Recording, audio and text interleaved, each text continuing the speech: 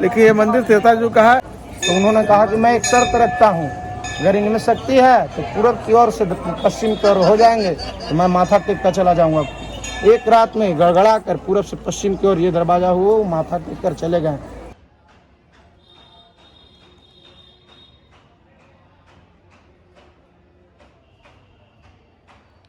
उनको कोढ़ हो गया था। जी, और इसी तालाब के पानी से उनका कोढ़ ठीक हुआ। ब्रह्मा जी का का 3 सर, देखिए 2 सर अलग कर दिया गया। नमस्कार दोस्तों, स्वागत है आपका हमारे YouTube चैनल जय वीरू शो में। आपने भगवान को देखा है? आपने कहीं भगवान को देखा है? लेकिन मैं देखने जा रहा हूँ। वैसे तो रोज सुबह जब मैं उठता हूँ तो पूर्व दिशा में सूर्य भगवान का उदय होता है। तो सूर्य भगवान जो है वो ऐसे है, सूर्य भगवान की ऐसी आस्था है कि हम उन्हें भगवान के स्वरूप में देखते हैं। लेकिन कभी आपने ऐसे मंदिर को देखा है जिसका निर्माण स्वयं भगवान विश्वकर्मा जी ने किया था? तो चलिए हम आपको लेकर चलते हैं ऐसे मंदिर में जिसका निर्माण भगवान विश्वकर्मा जी ने किया था, और उसका निर्माण त्रेता युग में हुआ था। अभी हम लोग कलयुग में हैं। तो चलिए हमारे साथ ऐसे सफर में और उस मंदिर को दिखाते हैं और उसके बारे में और जानकारी देंगे। हम लोग अभी है बिहार के औरंगाबाद जिले में, और यहाँ हम लोग जा रहे हैं सूर्य मंदिर, देव सूर्य मंदिर, जो कि आस्था का प्रमुख केंद्र है। कोई भी अगर इधर आता है तो ये मंदिर जरूर दर्शन करने जाता है। तो हमने सोचा क्यों ना आपको मैं खुद इस मंदिर का दर्शन करूं। और चलिए वहां पहुंचकर फिर से मैं आपको बताऊंगा उस मंदिर के विशेषताओं के बारे में।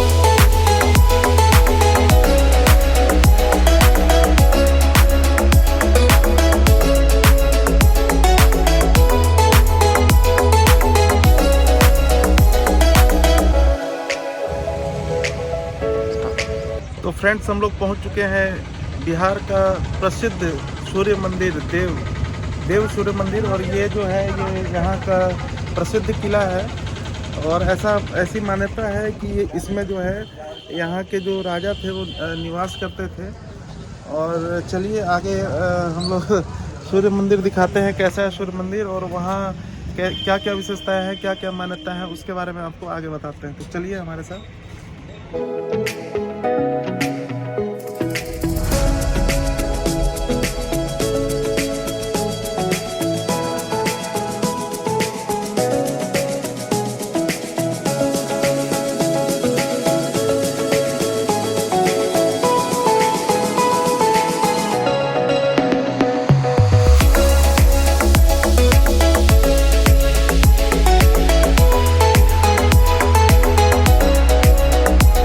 अभी मैं जा रहा हूँ दर्शन करने भगवान का। ये जो है देव सूर्य मंदिर का मुख्य द्वार है, और मैंने प्रसाद ले ली है, और चलकर भगवान का दर्शन करते हैं और आपको जानकारी देंगे कि क्या है इस सूर्य मंदिर का इतिहास और क्या है विशेषताएं। आइए।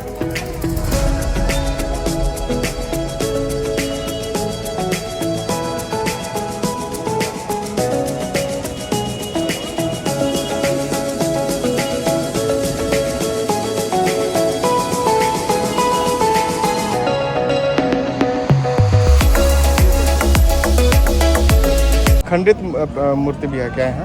का खंडित है। अच्छा, ये सब तोड़ा हुआ मूर्ति है जी, औरंगजेब मुगल राज के समय में तोड़ा गया। अच्छा, और ब्रह्मा विष्णु महेश का भगवान का मूर्ति अंदर है, ये पर बैठते हैं।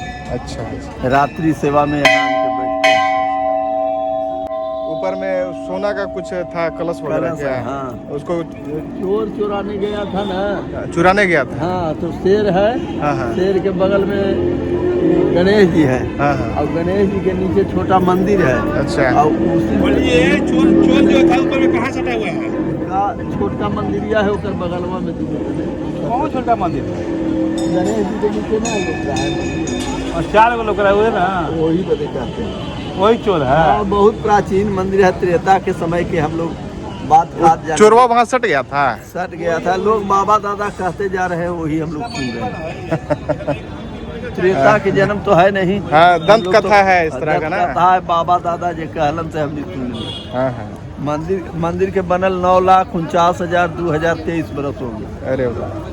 हाँ, वहाँ पर शिलान्यास लिखा हुआ है, पढ़ लीजिएगा।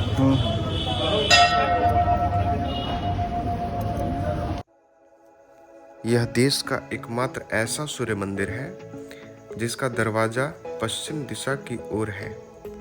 इसके पीछे एक बहुत रोचक कथा है जो हम आगे एक महंत के माध्यम से विस्तार से सुनेंगे। यह मंदिर बिहार के औरंगाबाद शहर से करीब 20 किलोमीटर की दूरी पर स्थित है और यहाँ आने का रास्ता बिल्कुल सरल और सुगम है।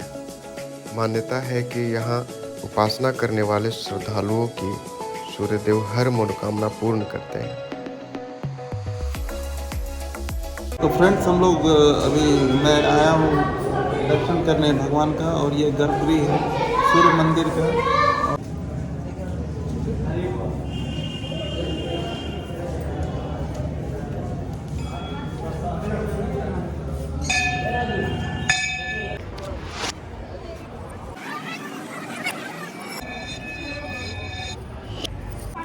कामना सिद्धि हो, जय जयकार।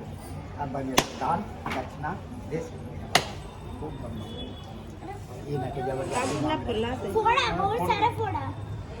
अब पूरे उस पे छुआ। ओम खूब बम बम रहो तुम जाएगा प्रसाद धन में जाएगा। अब बाबा को बने तो दक्षिणा दे सकते। मंदिर अपनी अनूठी शिल्प कला के लिए भी प्रख्यात है। इस मंदिर की बनावट उड़ीसा के कोणार्क सूर्य मंदिर से मिलती जुलती है। यह मंदिर नक्काशीदार पत्थरों को जोड़कर बनाया गया है जिसकी खूबसूरती देखते बनती है।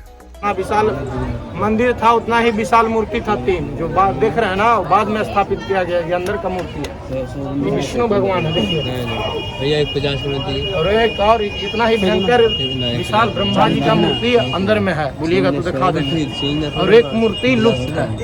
तो राजा को कुष्ठ रोग था, सफेद दाग जिसको चर्म रोग कहते हैं। तो जंगल में गए, पूरा देव जंगल था उस समय।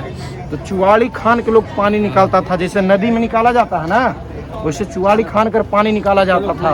संतरी को बोला गया कि राजा को स्नान करने के लिए पानी लाइए। तो संतरी जब चुवाड़ी खानी तो कीचड़ नुमा जल माने खराब जल निकला। तो उसको कुछ देर रख कर कीचड़ बैठ गया, तब राजा को स्नान करने के लिए दिए गए। जैसे राजा स्नान किए, जादू के समान उनका सफेद दाग चर्म रोग ठीक होने लगा सूर्य नारायण। तभी वहाँ उनको रात में स्वप्न आया कि जो कहाँ से खुदवाए थे, तो यहाँ से। वहाँ जाकर पूरा वो घोलटे पूरा शरीर को अपने कीचड़ नुमा जल में समय उनका जादू के समान ठीक होने लगा। तभी वो उनको रात में स्वप्न आया कि वहाँ ब्रह्मा विष्णु महेश की प्रतिमा है जो औरंगजेब खंडित कर दिया गया। और खंडित की मूर्ति की पूजा नहीं होती है सर, शास्त्र कहता है खंडित मूर्ति की पूजा नहीं होती है। तभी राजा को स्वप्न आया, तभी वह मूर्ति विराजमान यहाँ हुआ। सूर्यकुंड के तालाब से निकला। जब मूर्ति निकली उसके बाद ही उसका सूर्यकुंड तालाब नाम रखाया। एक मूर्ति और आया ब्रह्मा जी का का 3 सर, देखिए 2 सर अलग कर दिया गया। और घोड़ा का रथ देखिए ब्लैक, दर्शन के लिए प्रणाम कीजिए। 2 मूर्ति।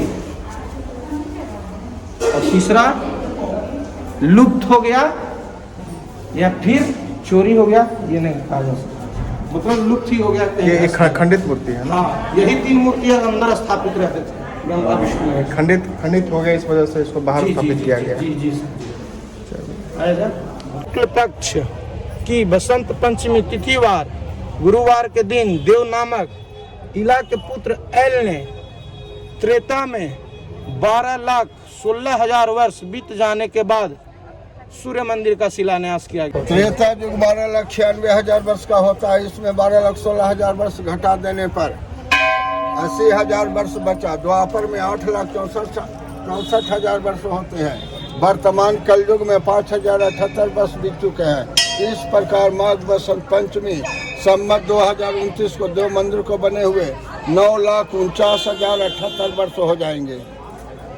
अब औरंगजेब सारी मूर्ति खंडित कर रहे थे, एक भी मूर्ति आपको विराजमान सही अगल बगल देख लीजिए, एक भी मूर्ति। जब औरंगजेब खंडित कर रहे थे तो यहाँ के पंडा पुजारी, हम तो जानते नहीं, हमारे बुजुर्गों ने जो कहा है, जो वो मैं दंत कथा सुना रहा हूँ आपको, तब खंडित मूर्ति के कारण तो सारी कह रहे थे कि रात दिन में कोई शक्ति नहीं है, मंदिर को भी खंडित करेंगे। उन्होंने हाथ जोड़ी प्रार्थना की किनको, तो उन्होंने कहा कि मैं एक शर्त रखता हूँ, अगर इनमें शक्ति है तो पूरब की ओर से पश्चिम की ओर हो जाएंगे तो मैं माथा टेक कर चला जाऊंगा। एक रात में गड़गड़ा कर पूरब से पश्चिम की ओर ये दरवाजा हुआ, माथा टेक कर चले गए। कोई भी सूर्य का मंदिर है सर, कोणार्क में ही है, तो वो पूरब की ओर ही होना चाहिए। हम लोग जल भी देते हैं तो पूरब की ओर ही देकर सूर्य नारायण की आराधना करते हैं। सूर्य भगवान का उदय पूर्व दिशा में होता है, लेकिन जब औरंगजेब यहाँ मूर्ति को खंडित करने आया तो उसने कहा कि अगर भगवान में शक्ति है तो वो पूर्व से पश्चिम दिशा की ओर अगर हो जाएंगे तो मैं मूर्ति को खंडित नहीं करूंगा। भगवान अपना, इनका जो मुख है या द्वार है ये पश्चिम दिशा की ओर है। इकलौता मंदिर है सर वो पूरे वर्ल्ड में, पूरे विश्व में इकलौता मंदिर है जिसका द्वार जो है मुख्य द्वार जो है पश्चिम की ओर। और इतना प्राचीन मंदिर पूरे भारतवर्ष में कहीं नहीं। अब हम यहाँ से लगभग 200 मीटर की दूरी पर स्थित सूर्य कुंड चलेंगे, जहाँ की मान्यताओं और विशेषताओं की विस्तार से पड़ताल करेंगे।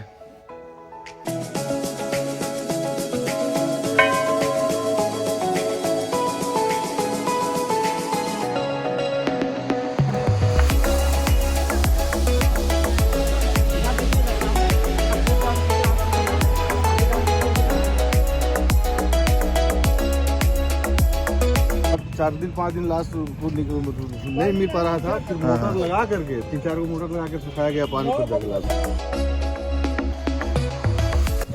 इस तालाब में कोई डूब के मर गया? हाँ मर गया, और उसके वजह से जो इस तालाब को सुखाया गया। लोग देने लगे, डोमा पोखर बोलते हैं। अब ज्यादा भीड़ होता है ना, इसलिए उसको सरकार बनवा दिया।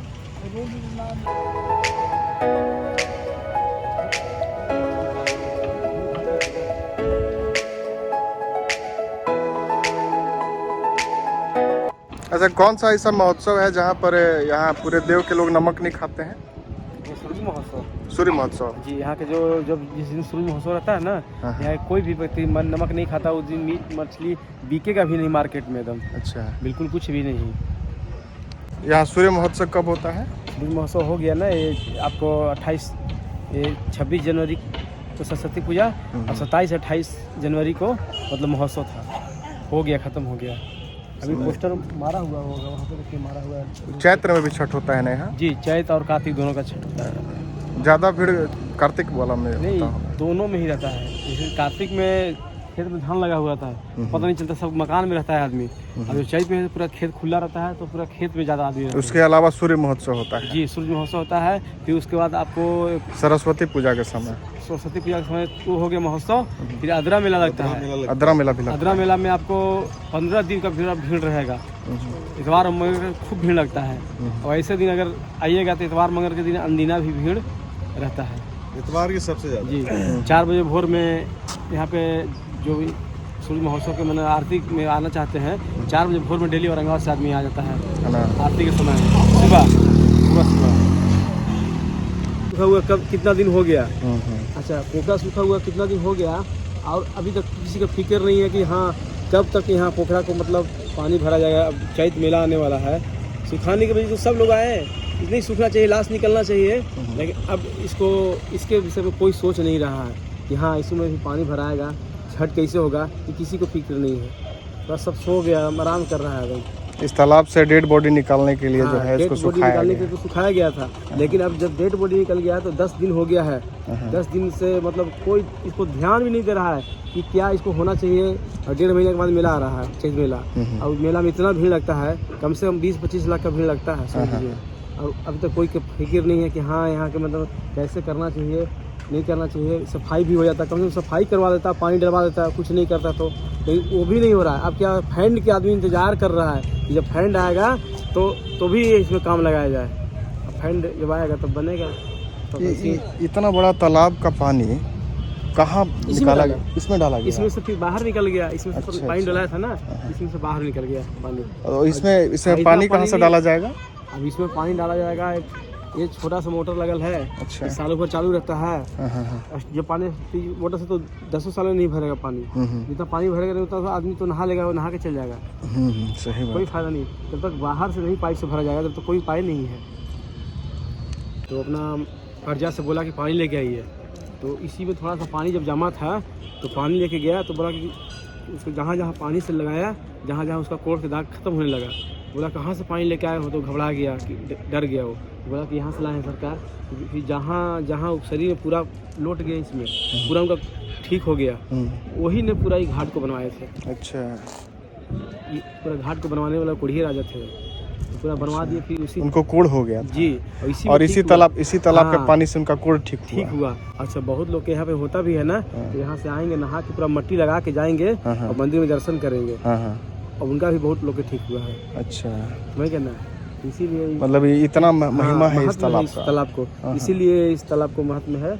गाया गए थे, मात्र 2 घंटा भी नहीं गाए, अब 20 लाख 25 लाख लेके चले गए। सोच लीजिए इतना व्यवस्था होता है ना, महोत्सव में देखिएगा तो बहुत कम खर्च में जो है बहुत अच्छे से डेवलप हो जाएगा। हाँ, इसमें ज्यादा खर्च नहीं है। स्टील का रेलिंग चारों तरफ से लगा देना था, जाली लगा देवे, खूब से खूब 20-25 लाख में और बढ़िया से हो जाएगा, ढंग से हो जाएगा, उतना लगेगा भी नहीं। और फूल पत्ती थोड़ा पौधा प्लांटेशन वगैरह हो जाता तो नहीं है, देख रहे हैं बहुत अच्छा हो जाता। लग रहा है।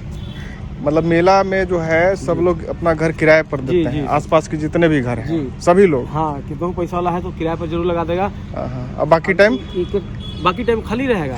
कौन यहाँ पे रहने आ रहा है सर? कोई नहीं, बाकी टाइम खाली है। चोट लगा, हम बॉडी को निकाले हैं, हमारा नाम सुदामा है। अच्छा। उस जगह से निकाले हैं, जिंदा वहाँ बचाए। 10,000 दे रहा था, मैंने नहीं दिया, कलम मिला चार मेरे खाली। अच्छा, अब जान बचा है आप? जी, एतवार के ब्लड सब ले रहा था। अच्छा, जो जिंदा बचाए जादू जी थे। अच्छा। हाँ, पटना बेटा थक गया।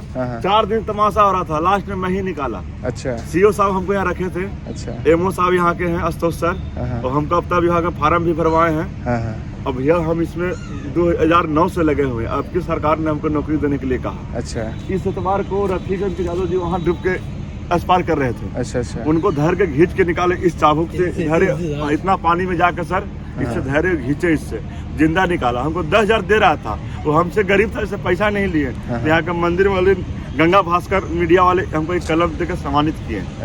और हमारे एमओ साहब, सीओ साहब बिना खाना खाए हुए बिस्कुट खा कर यहाँ ड्यूटी किए हैं।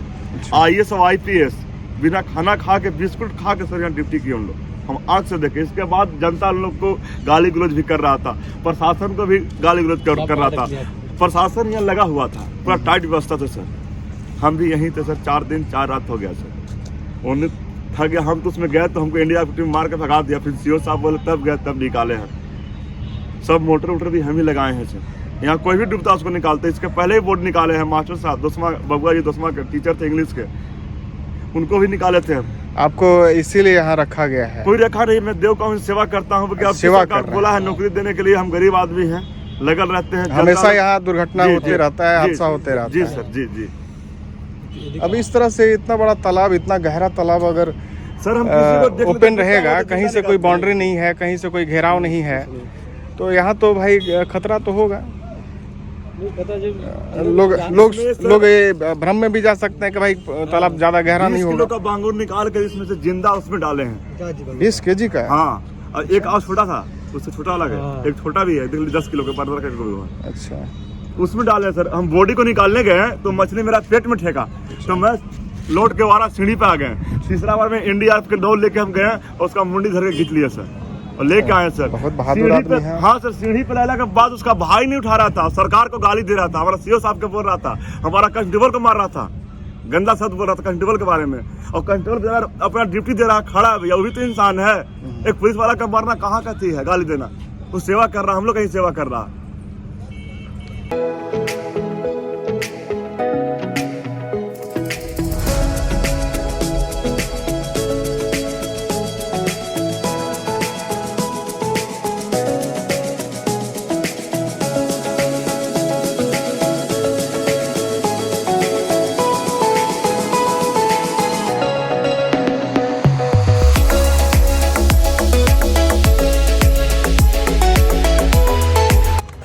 लाख का भीड़ लगता है, बस यही एक शौचालय है, एक मंदिर पर शौचालय है बस। बस ये भीड़ संभाल पा समझेगा भीड़? अभी 25 लाख का भीड़ लगा था हाँ। कार्तिक वाला मेले में।